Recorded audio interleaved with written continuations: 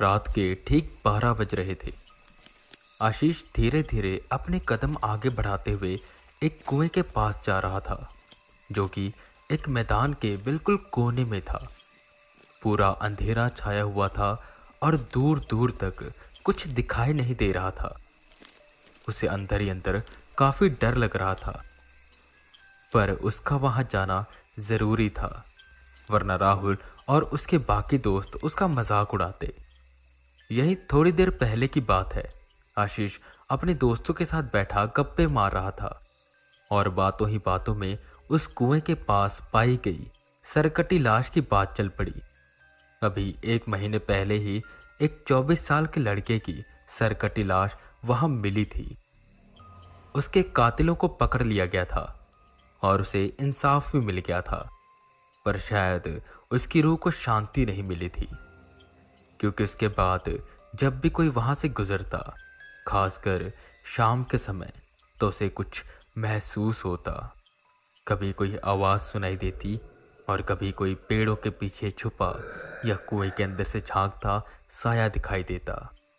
और कुछ कुछ लोगों ने तो वहां से आती अजीबोगरीब आवाजों का जिक्र भी किया था, जो कि किसी को भी डराने के लिए काफी थी। राहुल ये सब बातें बता रहा था, जिस पर आशीष उसे रोकते हुए कहता है, ये सब बकवास बातें हैं। ये भूत प्रेत आत्मा ये सब कुछ नहीं होता, बस अफवाह है ये। और इसी बात को लेकर आशीष और राहुल के बीच में तू मैं शुरू हो जाती है। आखिर में आशीष खड़ा होकर कहता है, अबे राहुल, तू तो है ही फट्टू, इसलिए तुझे डर लगता है। तू तो रात को अंधेरे में वॉशरूम में भी जाने से डरता होगा, पर मुझे इन सब चीजों से डर नहीं लगता, और लगेगा भी क्यों, ये सब तो होते ही नहीं है। और अगर ये भूत प्रेत आत्मा होते भी ना, तो भी मैं तेरे जितना फट्टू ना होता। सबके बीच अपनी इस तरह बेइज्जती होते हुए देख राहुल को इसका जवाब देना था, तो वो भी खड़ा हुआ और बोला, अच्छा, तेरे में इतनी हिम्मत है, ले मेरी तरफ से 1000 की लगी। अगर तू रात के ठीक 12 बजे उस कुएं के पास जाएगा और वहां अपनी एक सेल्फी खींचकर वापिस आएगा, तो मैं तुझे 1000 रुपये दूंगा। चल दिखा कितनी हिम्मत है तेरे में। आशीष ये सुन और ज्यादा तमतमा गया और बोला, अबे ओए, पैसे की दोस्ती से दिखा रहा है? अपने पैसे ना तो अपने पास रख। और रही बात मेरे जाने की, तो ठीक 12 बजे मैं जाऊंगा और सेल्फी छोड़, मैं वीडियो बनाकर लाऊंगा, समझा फट्टू। ये सुन सब आशीष को देखने लगे। आशीष की तो पूरे ग्रुप में एक हवाबाजी हो गई थी। पर जब रात के 12 बजे और वो सब उस मैदान के सामने पहुंचे, तो आशीष की हवा निकलने लगी। सारे दोस्त उसके साथ खड़े थे और कह रहे थे, चल जा भाई, हम यही इंतजार करेंगे तेरा। किसी तरह हिम्मत बटोर आशीष आगे बढ़ता जा रहा था। अब तक वो आधे रास्ते पर आ गया था। वो जब भी पलट कर देखता, तो उसे उसके दोस्त नजर नहीं आते, क्योंकि एक तो वहां अंधेरा बहुत था और दूसरा वहां पेड़ भी थे। उल्लुओं की आवाजें आ रही थी और उसी के साथ कीड़ों की भी, जो आशीष को और ज्यादा डरा रहे थे। वो खुद को कोस रहा था कि उसने इस चैलेंज को क्यों एक्सेप्ट किया। वो धीरे धीरे कर कुएं के पास पहुंचा और अपने फोन के फ्लैशलाइट की मदद से यहां वहां घूमने लगा। वो स्पॉट पर पहुंचा जहां उस लड़के की लाश मिली थी। वहीं कुछ ऐसे पत्ते पड़े थे जिन पर सूखा खून लगा था। वो ये सोचने लगा कि कैसे कोई किसी का सर काट सकता है, वो भी बस एक छोटी सी वजह के लिए। वजह बस इतनी थी कि वो लड़का जिस लड़की से बात करता था, उसका बॉयफ्रेंड इन दोनों का यूं बात करना पसंद नहीं करता था। तो उस लड़के ने उसे कई बार समझाया, पर वो फिर भी ना माना, जिसकी वजह से लड़ाइयाँ होने लगी और आखिर में उस लड़के ने इसे मार दिया। पर इस कदर मारा कि उसका सर ही धड़ से अलग कर दिया। आजकल लोगों की जान कितनी सस्ती हो गई है। आशीष यही सोचते जा रहा था कि तभी वो कुएं के पास पहुंचा।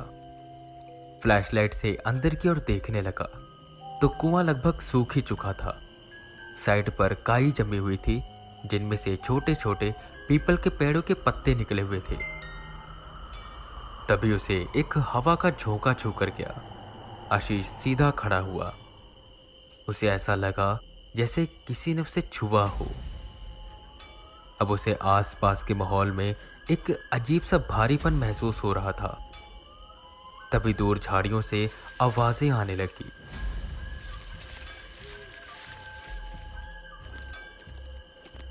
कौन है? कौन है वहां? सामने आओ। आशीष अपने कदम पीछे करते हुए कहता है, जिस पर एकदम से आसपास से ढेर सारी रोशनी जगने लगती है और आशीष के कंधे पर कोई हाथ रखता है। आशीष डर से चीख पड़ता है कि तभी हंसने की आवाज आती है। राहुल और उसके बाकी दोस्त अपने हाथों में फोन लिए उस पर हंस रहे थे। बेटे, अब तो बन गई तेरी वीडियो, डालेंगे इसे रील में और करेंगे वायरल, राहुल ने हंसते हुए कहा।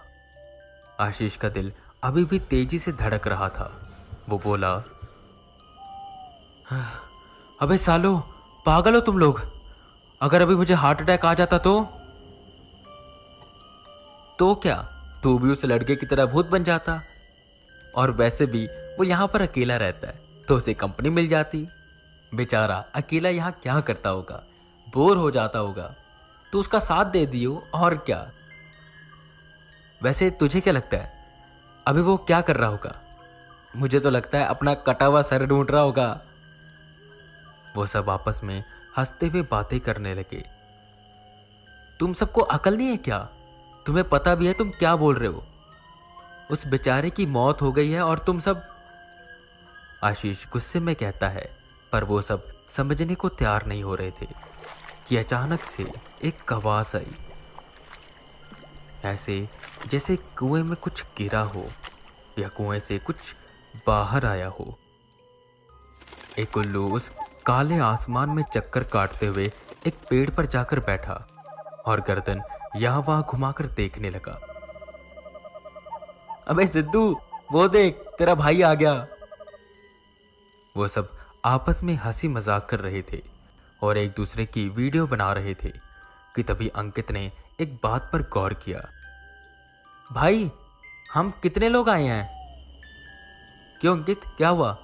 कोई गुम गया क्या? राहुल हैरान होते हुए बोला। अंकित यहां वहां देखता है और कहता है, भाई गुमा तो कोई नहीं है, पर यहां मुझे लग रहा है कि एक इंसान ज्यादा है। सब हैरान हुए। एक इंसान ज्यादा मतलब? आशीष ने पूछा। भाई तू खुद गिन, अंकित बोला। रुक, 1 2 3 4 5 6। रुक यार, 1 2 3 4, मैं 5 और ये 6। भाई ये क्या है? हम तो 5 लोग आए थे ना। राहुल ने भी गिनती की। सबने एक दूसरे की ओर फोन किया हुआ था, तो फ्लैशलाइट रिफ्लेक्ट कर रही थी, जिसकी वजह से वो एक दूसरे को अच्छे से देख नहीं पा रहे थे। अंकित तो सही कह रहा है, यहां पर एक इंसान ज्यादा है। सब लोग अपना अपना नाम बोलो। राहुल, आशीष, अंकित, सिद्धू, उमेश। एक शांति सी छाई। भाई फिर 5, तो ये 6वां कौन है? एक काम करो, सब लोग अपने अपने फोन की फ्लैशलाइट बंद करो, मैं देखता हूं एक एक करके, सिद्धू ने कहा, जिस पर सबने अपने अपने फोन की फ्लैशलाइट बंद की। सिद्धू ने देखना शुरू किया। ये तो अंकित है, ये राहुल, ये आशीष, ये उमेश और ये है 6वां। अबे दूर क्यों खड़ा भाई? हमारी बातें सुन रहा क्या? रुक, तुझे बताता हूं, उसकी ओर बढ़ते हुए सिद्धू ने कहा। और जैसे ही वो उससे 2 कदम की दूरी पर पहुंचा कि एकदम से वो तेज तेज हाँफने लगा। सिद्धू क्या हुआ? आशीष ने पूछा। क्या तुमने मेरा सर देखा है? एक आवाज उन पांचों के कानों में पड़ी। सिद्धू, क्या मजाक है ये? राहुल चिल्लाया। सिद्धू तेजी से राहुल के पास आया और उसे खींचने लगा। वो कुछ कहना चाह रहा था पर उसके मुंह से आवाज बाहर ही नहीं आ रही थी। अबे हुआ क्या? ऐसा क्या देख लिया तूने? राहुल ने पूछा, जिस पर उस छठे इंसान के कदम उनकी ओर बढ़ने लगे। वो धीरे धीरे और पास आया। तू है कौन? बोलते हुए राहुल ने फोन की फ्लैशलाइट ऑन की और उस छठे इंसान की ओर किया। और जो फिर उसने देखा, उससे उसके पैरों के नीचे से जमीन खिसक गई। और सिर्फ उसके ही पैरों के नीचे से नहीं, बल्कि वहां खड़े सभी लोगों की। उनके दिल में एक दहशत भर गई। जो वो देख रहे थे उस पर यकीन कर पाना मुश्किल था। उनके सामने एक लड़का खड़ा था जो खून से तरबतर था और उसके धड़ पर सर ही नहीं था। बस उसके गर्दन से लगातार खून रिस रहा था और वो उनकी तरफ बढ़ रहा था। ये कहीं वही तो नहीं जिसकी सब बात कर रहे थे? आशीष ने सोचा और भागने लगा। उसके पीछे पीछे सभी लोग भागे, जिस पर उस सरकटी लाश ने तेजी से राहुल के पैरों को पकड़ा। वो बिना सर का धड़ राहुल को खींचने लगा। राहुल चिल्लाने लगा, मैं मुझे कहां छोड़कर जा रहे हो अकेला? बचाओ, मुझे छोड़ दो, मुझे जाने दो। पर सब उसकी आवाजों को नजरअंदाज कर रहे थे। उसके सारे दोस्त भागते जा रहे थे कि तभी उन्हें पानी में कुछ गिरने की आवाज आई। वो सब भाग खड़े हुए और अपने हॉस्टल में पहुंचे। अगले दिन राहुल की लाश उस कुएं के अंदर मिली, जहां उसके गले पर काले रंग के निशान थे। निशान ऐसे जैसे किसी ने उसका गला दबाया हो। उन चारों पर एक केस बना। कहा गया कि उन्होंने मिलकर पहले राहुल का गला दबाया और फिर उसे कुएं में फेंक दिया। वो सब अपनी सफाई में वो सारी बातें बताते हैं जो उनके साथ हुई थी, पर कोई भी उनकी बातों पर यकीन नहीं करता और आखिर में उन्हें ही उसकी मौत का दोषी माना जाता है। आज भी वो कुआं वहीं पर है और लोग उसके पास जाने से डरते हैं, क्योंकि उसके अंदर से कई बार अजीबोगरीब आवाजें आती हैं। और शाम के समय बहुत से लोगों ने वहां पर दो साए देखे हैं। एक कभी पेड़ के पीछे छुपता तो एक कुएं के अंदर से झांकता।